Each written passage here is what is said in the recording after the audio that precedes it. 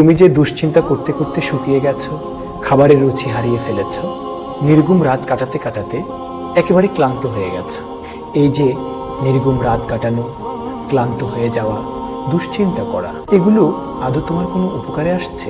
এগুলো আসলে তোমার কোনো উপকারে আসছে না, বরং দুশ্চিন্তা করতে করতে তুমি তোমার মধ্যে মানসিক চাপকে বৃদ্ধি করছো, চলার পথের সাহসকে দুর্বল করছো, বেঁচে থাকার স্বপ্নকে তুমি ধূসর করে ফেলছো।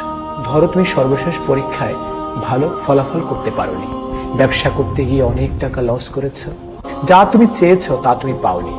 না পাওয়া, ব্যবসায় লস করা, পরীক্ষায় ভালো ফলাফল না করা, এগুলো এখন তুমি মাথায় নিচ্ছ, টেনশন করছো, নিজেকে শেষ করে দিচ্ছ। ভালো ফলাফল না করা, ব্যবসায় লস করা, যা চেয়েছো তা না পাওয়া, এখন এগুলো তুমি মাথায় নিচ্ছ আর নিজের মধ্যে মানসিক চাপ বৃদ্ধি করছো, নিজেকে শেষ করে দিচ্ছ।